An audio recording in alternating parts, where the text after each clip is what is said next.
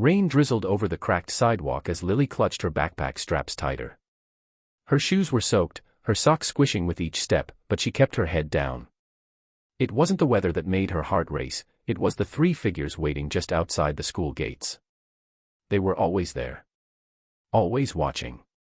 Always ready. The leader, Chloe, with her perfectly straight hair and icy smirk, spotted her instantly. "Hey, look who it is," she said loud enough for everyone nearby to hear. "Miss Charity Case." The other two girls laughed, and Lily tried to move past them, but Chloe stepped in her way. "Nice shoes, thrift store special," she sneered, kicking at the muddy sneakers. Lily didn't answer. She'd learned that words didn't help, they only made things worse. That day, it got worse. Much worse. Chloe shoved her hard, and Lily's books went flying into a puddle. The water seeped into the pages, smearing the ink. Laughter echoed behind her as she scrambled to gather them up. "You know you deserve this, right?" Chloe said, leaning close. "You're pathetic. Always will be." Lily walked away, her face burning, but the words clung to her like cold rain. She didn't notice the men watching from across the street. Daniel was a single dad raising his 12-year-old son, Ethan. He was on his way to pick Ethan up when he saw the scene unfold. He didn't know the girl, but something in her small, hunched frame reminded him of his late wife, back when they were both in high school, when she too had been someone's target. Daniel felt that same twist in his gut he'd felt years ago, the helpless rage. But this time, he wasn't going to stand back. When he saw the bullies turn down the sidewalk toward the corner store, he crossed the street. Inside the store, Chloe and her friends were laughing as they grabbed sodas. Daniel stepped in behind them. He didn't raise his voice. He didn't need to. "Say that again," he said, his tone calm but heavy. Chloe froze mid-laugh. What?" "That thing you said to her," Daniel continued. "The part where you told her she deserved it.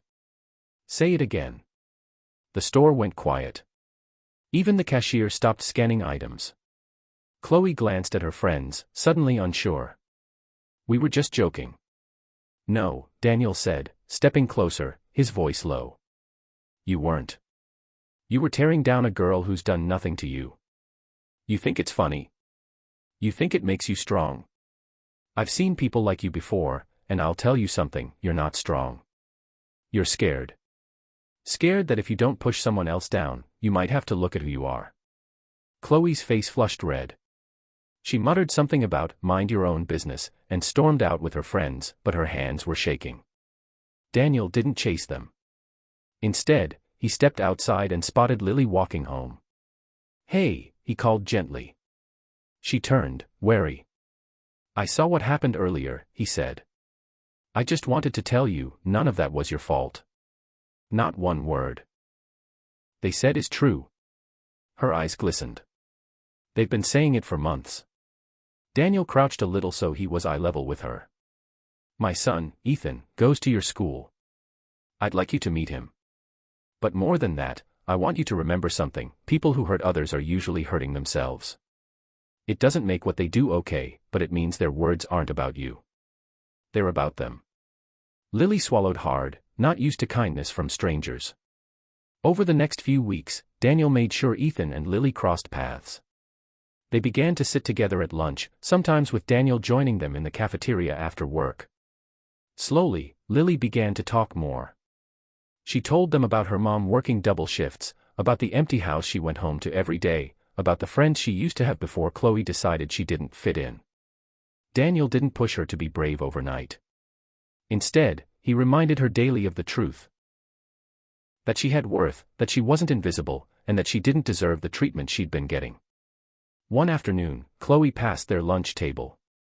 She muttered something under her breath, but this time, Lily looked her right in the eye. "I don't deserve it," she said firmly. Chloe blinked, surprised, but walked away without a word. It wasn't a cinematic moment with cheering crowds. But for Lily, it was the start of something bigger, the moment she reclaimed her voice. Months later, Daniel would see Lily laughing with a new group of friends, her shoulders no longer hunched, her steps lighter. She wasn't fixed, because she'd never been broken. She had just needed someone to stand beside her when she couldn't stand alone.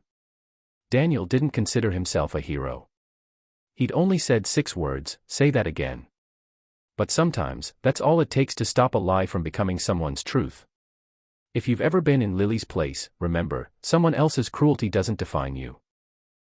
You don't deserve it. You deserve kindness. You deserve respect. And you deserve to believe it.